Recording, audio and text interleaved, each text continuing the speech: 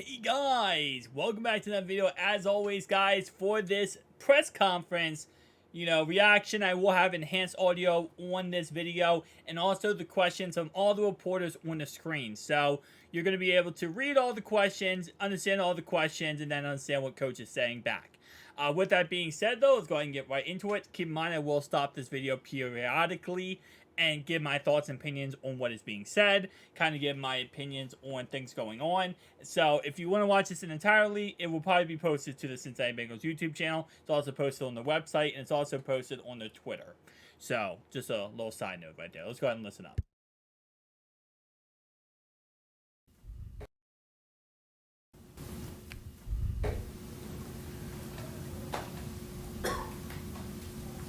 Go ahead. Zach, are you still kind of in a wait-and-see mode on Joe Burrow in terms of how he gets through practice this week? He looks good. I think it's wise to take it day to day right now.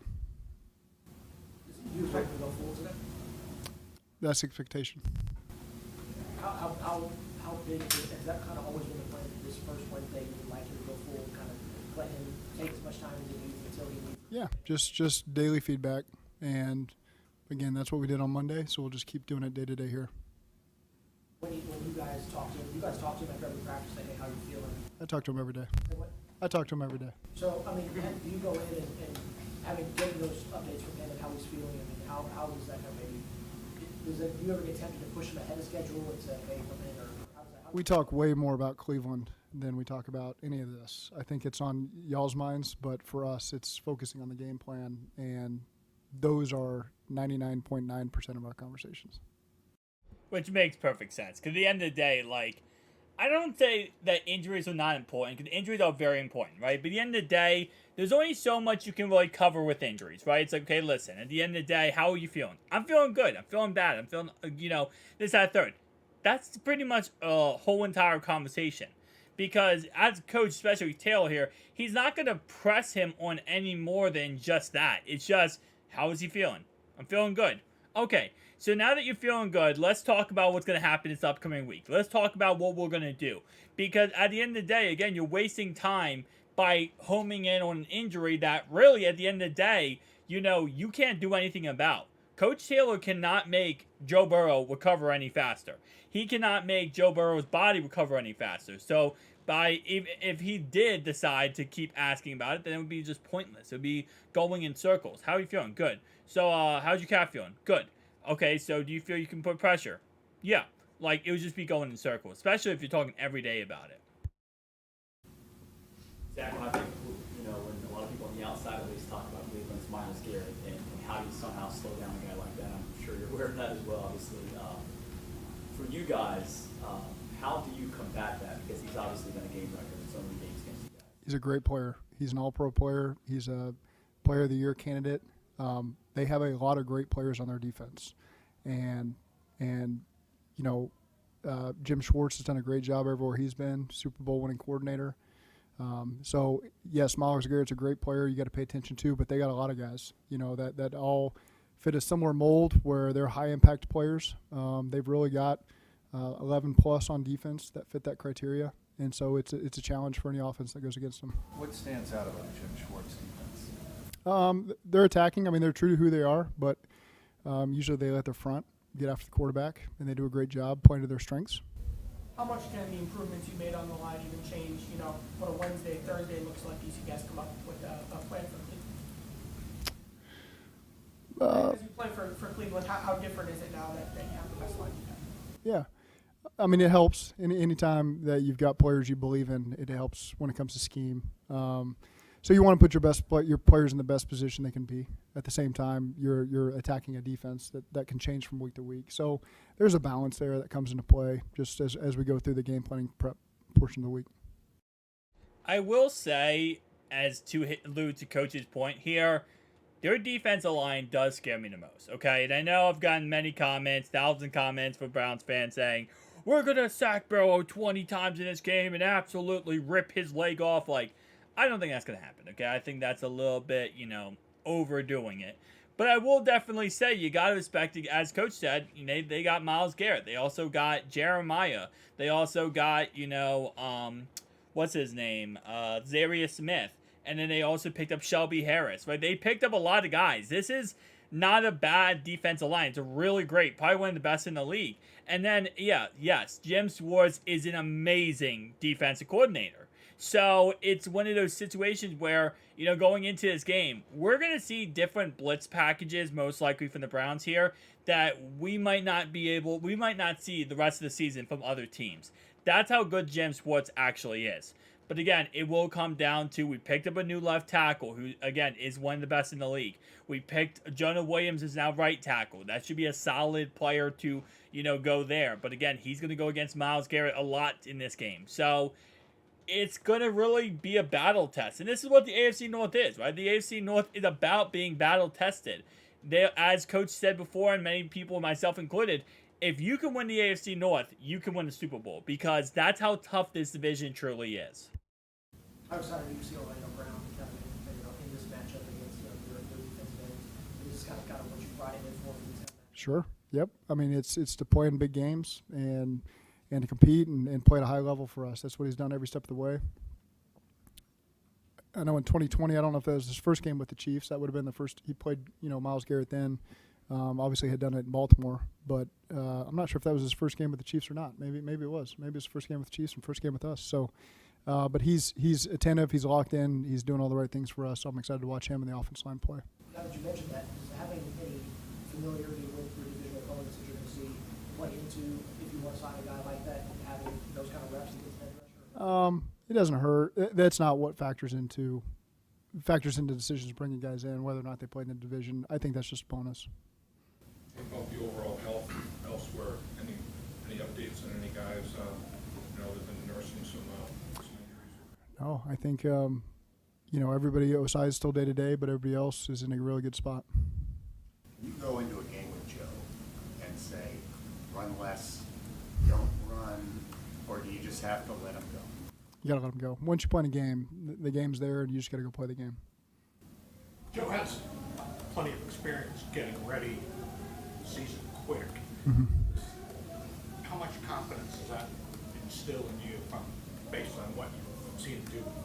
A lot. He maybe hasn't gotten all the physical reps, but he's gotten the mental reps. He's in every meeting talking through every rep with the other quarterbacks. His camp's gone. And again, he's locked in. He's had several good days of practice now, and we still get 3 more to go. And again, as we always say, Joe is a special guy, right? Because obviously he's one of the best in the league for a reason. It's not that, I don't think practice is important. Practice is always important. At the end of the day, that's one of the most important things, is getting out there, the chemistry with your guys, and really structuring, that together. But the thing is, you got to keep in mind that Joe has been in the league now for 4 seasons, right? This is not his first rodeo. He has played with the receiving core he has now, Tyler Boyd, T. Higgins, Jamar Chase, for 3 years now, right? So there's that chemistry that has formed and been built. So, and again, he does not have to process every single process to get to the high level that we can expect from Joe, going into the game. So it's not that, again, practice is not important. Honestly, as, Brian Callahan said and Coach said here, it's really the mental reps. That's the one I'm more curious about and more focused on than the physical reps. Because, the physical reps at the end of the day, it's okay. It's awesome to see him out there. But to really get that leadership, right? To get that connection, to really help out the other guys, especially Irv Smith, who's brand new, Yoshi, who's brand new, Chuck Sizzle, who's brand new. Yoshi said it himself that when he caught a pass from Joe literally told him, hey, listen, I want you to run in between the numbers, not out. Literally coaching him like, hey, listen, when I throw this football, this is where I expect you to be. It's not here, not here, not here. Now, yes, you might say, well, that's because he threw the football. Yes, but if he threw the football and didn't say anything, then nothing happens, right?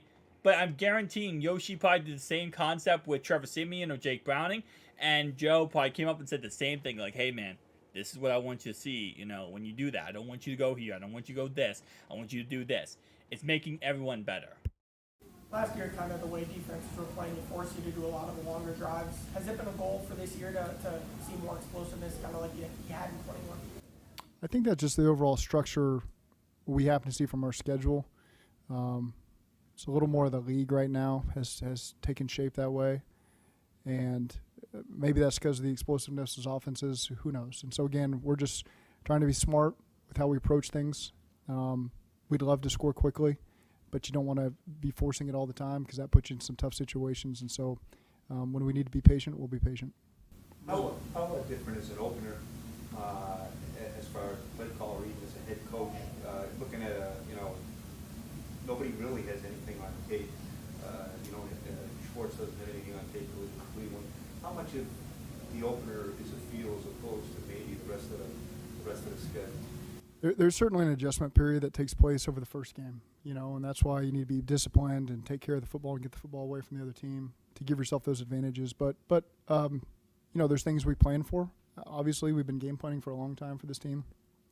But at the same time, you got to be ready to adjust on a moment's notice if something changes.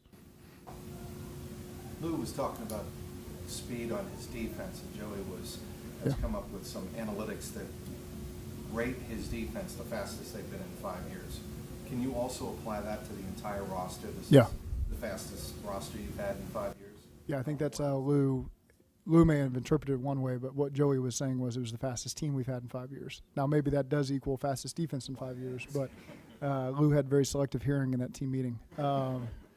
But yes, it is. There is really good team speed, and I don't see where that's a bad thing. Our defense coordinator focuses strictly on the defense.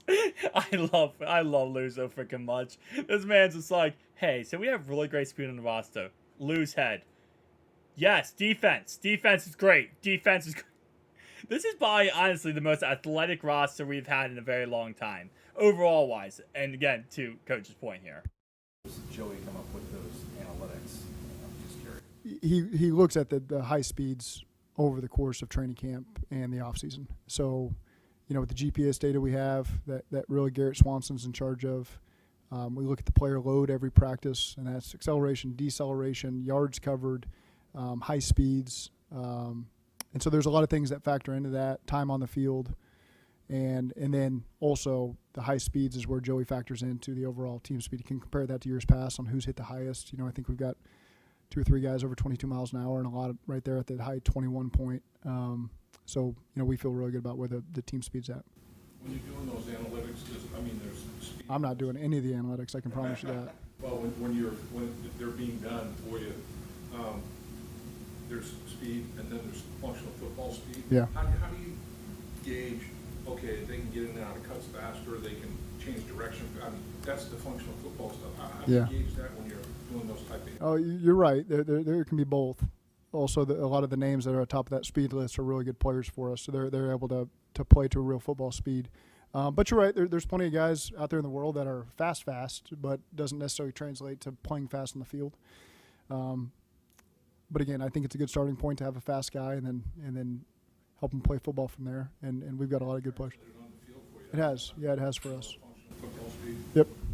How much faster is the league in general? I mean, and where do you rank, do you think, in that ranking? That I can't answer you. I'm sure somebody could, but it feels like year to year the athletes are improving overall. Bigger, faster, stronger. Maybe somebody that played 40 years ago would disagree. I wouldn't know that, but it just feels like every year I've been in the league that has continued to become bigger, faster, stronger. It's actually amazing, too. In all honesty, when you look back at, older players, like I say, Jerry Rice, Joe Montana, Emmitt Smith. I don't say, maybe not Emmitt Smith. Those guys kind of, no. Yeah, maybe Emmitt Smith. Eric Dickerson, those type of guys that played back, let's say, from the 70s to the 2000s, right? That time period. They could not play today. They couldn't. They wouldn't be successful today. Wouldn't be successful. They wouldn't be as successful. And the reason why is because the game is so much faster.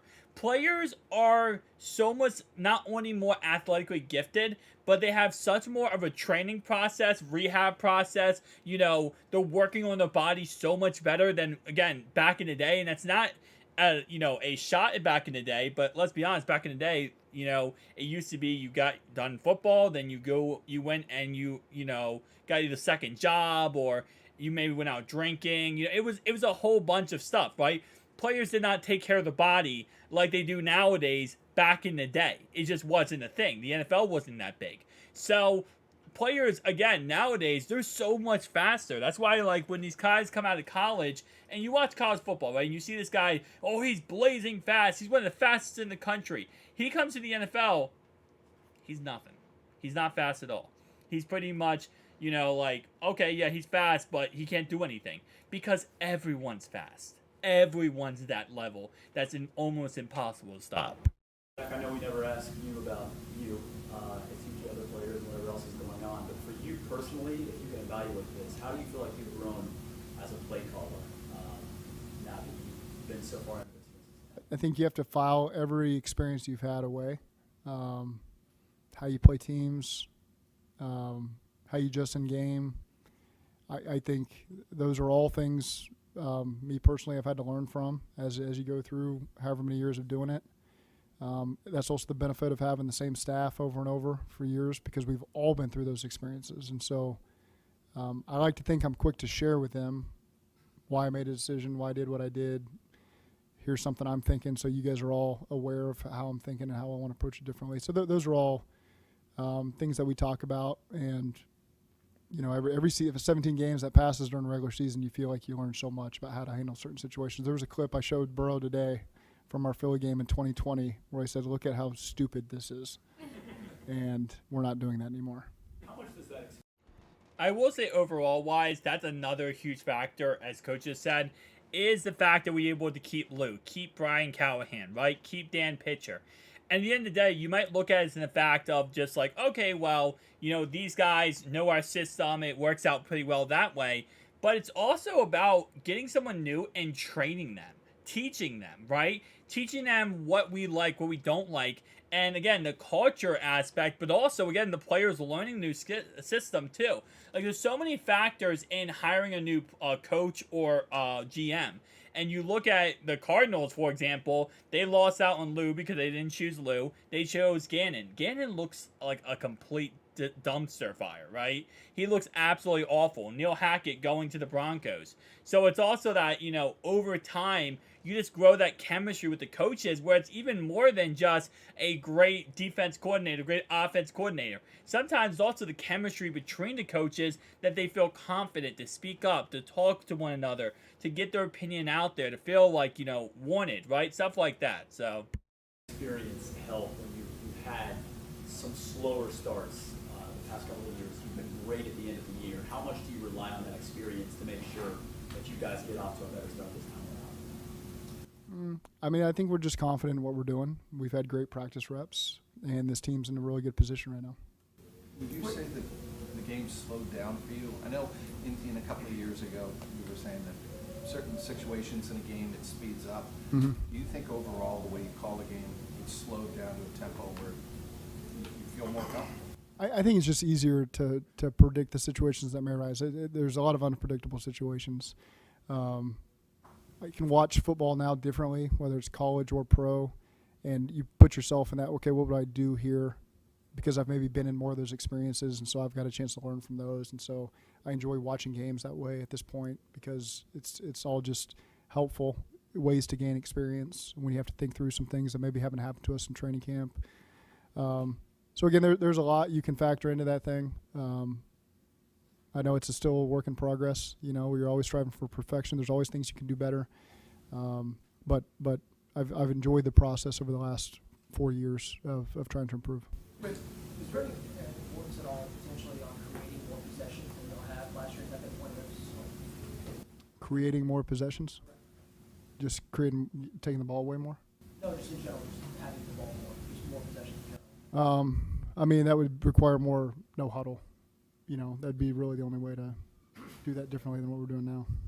With Irv Smith, because of the time Burrow's missed, will there be some figuring out kind of how he fits best into the offense as the season starts? I don't think so, because we tried to do a lot of that during training camp in the off season of putting him in those situations, even when Joe wasn't practicing, just different coverage looks and reactions versus coverages and filing those away. So yeah, they haven't gotten all the reps together, but we didn't want that to be delayed because of Joe being out. So Irv's done a really good job, you know, managing all the different looks he can get and what the expectation is on our end.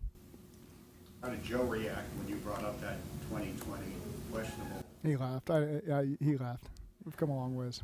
Based off what you know about what Kevin Stefanski likes to do with his offense, why do you think that Deshaun Watson is the right fit in his offense, or what are you expecting from Deshaun?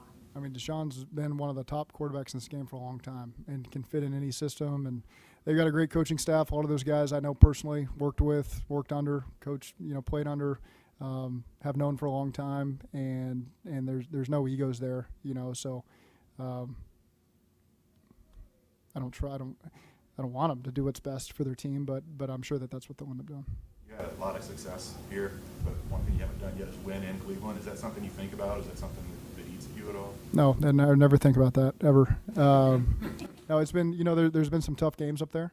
I was trying to think back of every situation we've been in. We've been in a Thursday night game. We've been in a week 17 or 18 game. Before the playoffs. We've been in a Monday night game last year. I barely even remember the first year. It was late in the season, I think. It was a close game. We threw a whole shot to Alex Erickson at one point, I remember. But they've kind of all been different experiences, and certainly we need to play better, coach better to find our first win up there. Thank you.